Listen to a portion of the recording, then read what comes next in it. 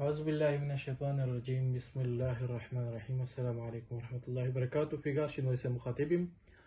کتونکو ته سلامونه نیکه احترامات وایم ملګرو راځو نن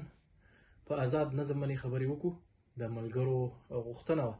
چې آزاد نظم هم تقطیع دی وشي آزاد نظم هم مونږ باندې لږې خبرې وشي چېرې د دې کې د ورځو څه ده کردار ده اول خو د آزاد نظم آزاد ورته ځکه وایي چې د قافیه ردیف نه آزاد وي د بحر نه هم آزاد وي مطلب داسې بحر نه آزاد وي چې یوه مصره دی 11 وي بله د 12 وي بله د 7 وي مسله نشته 15 سیلابونو یوه مصره وي بله د 5 سیلابونو مصره وي د دې قیدونو نه آزاد ده خو موضوع پکې یوه راوړل کېږي د بیان تسلسل وي پکې بل دا وي چې کومه عامه خبره ده چې ملګري د آزاد نظم ډېر آزاد ګڼي خو دومره هم آزاد نه ده لکه دغه څیزونه خو آزاد ده چې ما چې کوم بیان کو خو اصل کې کومه خبره ده په دې کې آهنګ ده او د آهنګ لپاره چې کوم د مونږ تیر بحرونه چې څومره غزلو تیر چې څومره مونږ خبرې وکړو نو په بحرونو باندې د غزل یا رباعي یا ټپه نو هغې کې مونږ رکنونه وپېژندلو بحرونه وپېژندلو خو د دې آزاد نظم کې هم د رکن کردار ده یعنی بحر کردار خو نشته چې سیلابونو زیات یا کم او د ردیف قافیه نه هم آزاد ده خو داسې ده چې رکن به خامخا پکې رکن خیال ساتل پکار وي آزاد نظم کې هم ډېر داسې پوهان تېروتلي دي ځینې پوهانو آزاد نظم داسې لیکلی چې معره نظم یې راوړی ده د مصري چې کوم دي هغه ټوټه ټوټه راوړي دي بیا اوس دلته کې مونږ سره چې کوم دغه مخامخ بورډ باندې تاسو ګورئ دا اوس آزاد نظم ده د دراني صاحب راوړی ده نمونې لپاره اوس دې کې چې وګورو تا ته چې دا یوه مصره ګرځولې ده ګورم د دویمه مصره نو خون د ارزوګانو کوم که دغه بله مصره ګرځولې ده تا ته چې نه ګورم د اوښکو د سیلاب ویره ده نو یوه دوې درې څلور پنځه شپږ مصري راوړي دي خو که دې ته مونږ سوچ وکړو تا ته چې ګورم نو خون د ارزوګانو کړم دا یوه مصره ده تا ته چې نه ګورم د اوښکو د سیلاب ویره ده دغه دویمه مصره ده نو د دوو معره نظم ورته ووایه یا غزل برخه ورته ووایه د دې نه آزاد نظم جوړ کړی ده ټوټې ټوټې راوړي دي او دا دومره پوهانو همدغه چال کړی ده چې حد یې نشته که نومونه واخلې کیدای شي خلک به درپسې کنځل وکړي نو دغه کار یو شوی ده ځینې خلکو دغه ټاپو والا مصري چې کومې دي دغه راخیستې دي او ځینو داسې کړي دي چې یوه مصره چې کومه ده هغه یې 15 راخیستې ده خو 15 سیلابونو مصره یې بیا ټوټې ټوټې کړې ده بیا بله مصره یې 14 راخیستې ده هغه بیا ټوټې ټوټې کړې ده بله یې 8 راخیستې ده خو ټوټې ټوټې کړې ده دغسې چلونه په آزاد نظم کې شوي دي آزاد نظم لپاره اصل کې مونږ به کوو بیا څه خو دا خو اوس مونږ نمونه راوړه چې اکثر خلکو هم دغه کار کړی خو اوس به مونږ ګورو چې د آزاد نظم کې رکن خیال څنګه ساتل کېږي نو مونږ ویلي وو چې آزاد نظم کې به خامخا رکن خیال ساتل کېږي نو هغې باندې خبرې کوو وخته ځو دا یو نظم د جهاني صاحب لیکلی ده د طوفان شپه که دې کې اوس موږ ګورو اوله مصره چې کومه ده ښځې په 4 سیلاب ده او 11 سیلابه ده خو ځان کې پوره ده صحیح شوه یوه بیړۍ له انسانانو ډکه صحیح شوه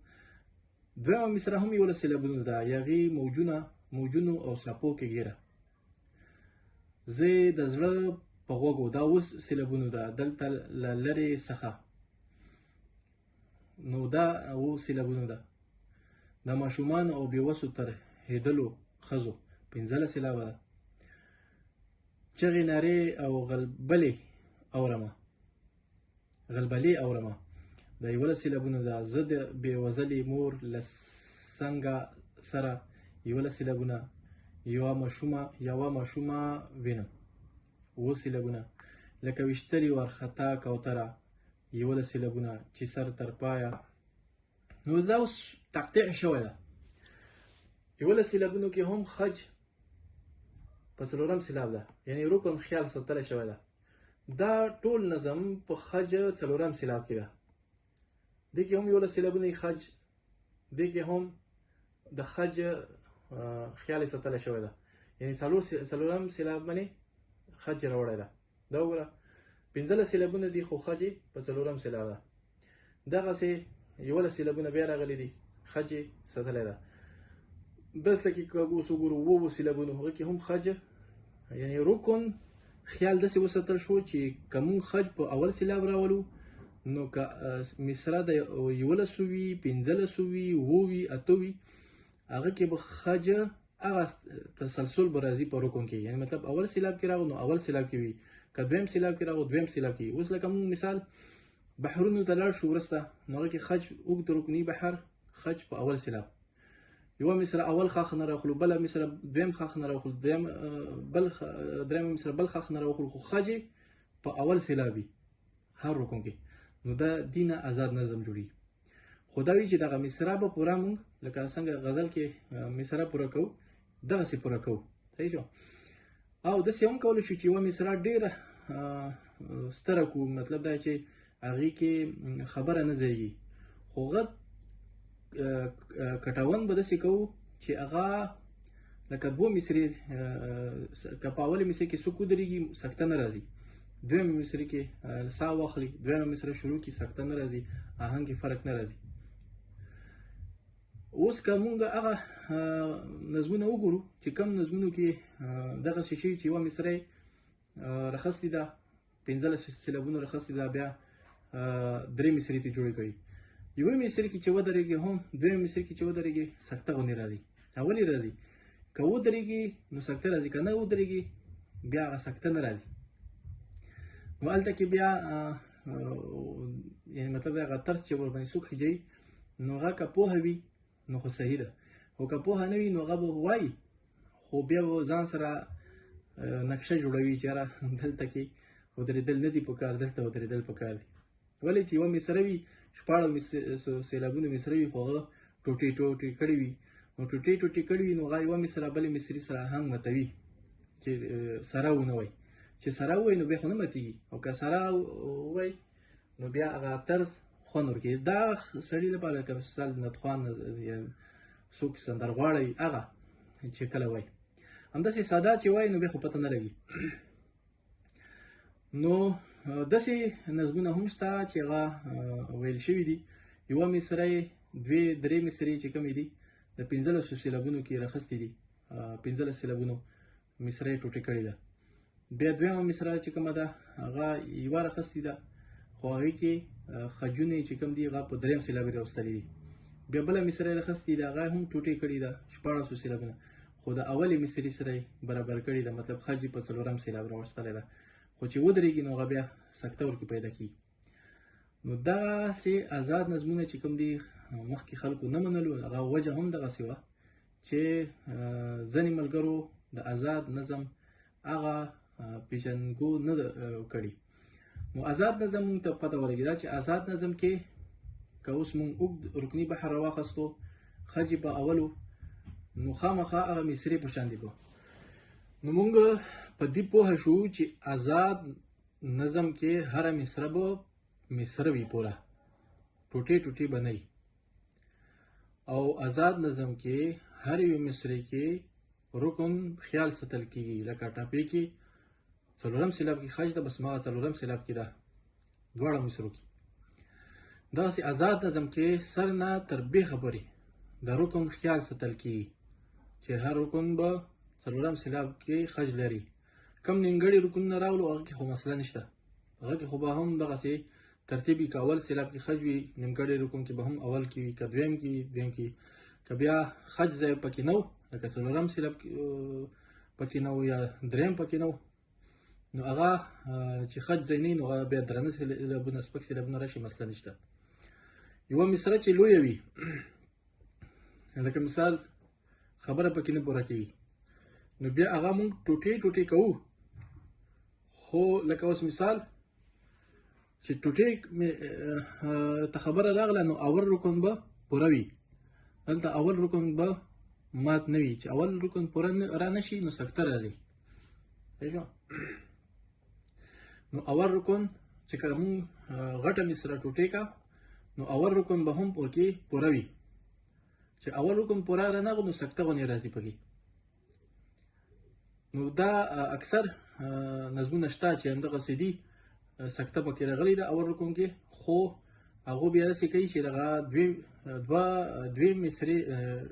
ټوټې هغه بیا سره وایي چې سره وایي نو بیا سکته پکې نه ښکاري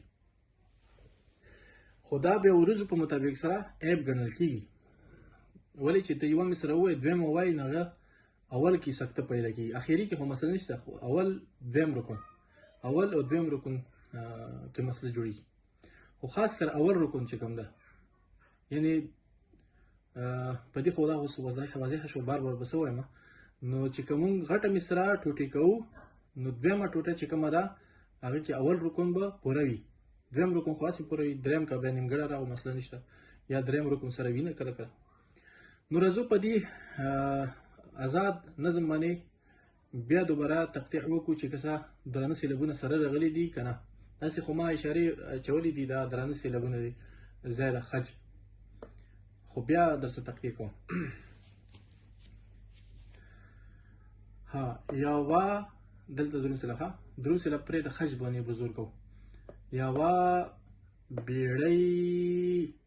له انسانانو ډکه دا خو هسې نیمګړی ده خج په څلورم سیلاب ده نشته. یاغي موجونو ساپو یاغي موجونو او ساپو کې ګیره دلته کې هم خج راو زه یې د زړه کسې دروم سیلاب راوګه څلورم سیلاب کې په غوږو دلته له کسې له دروم سیلاب ده خج څلورم سیلاب کې راو رې څخه د ماشومانو صحیح شوه کسې خج راوګه د ماشومانو او بېوسو کسې دلته کې هم دروم سیلاب راو ترهې بېوسو د ماشومانو او بېوسو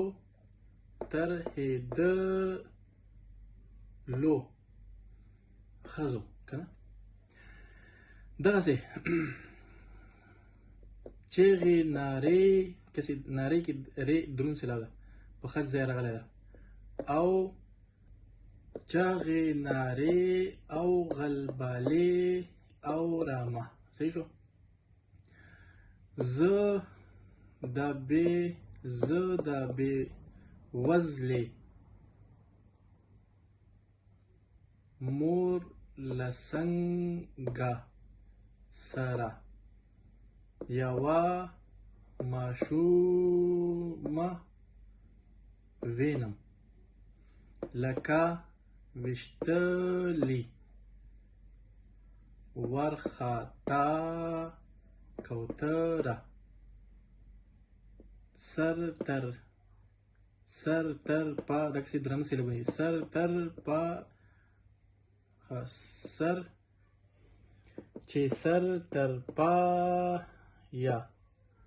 رجدی نو دا که مونږ تقطیع ته وګورو نو خج په څلورم سیلاب روان ده مصري سترې لنډې دا مسله نشته هره یوه مصره ځان ته مصره ده ټوټې نه دي. نو په دې کې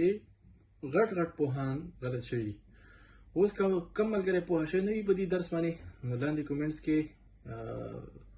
خامخا کومنټس وکړي سوال کولی شي دینه پس به موږ راځو ان شاء الله علوم بلاغه ته چې هغه هم د پښتو کې نشته په مثال یا څه لپاره موږ هغه راوړو هغه به ان شاء الله په بیا راتلونکي درس کې به بیانوو. الله پامان.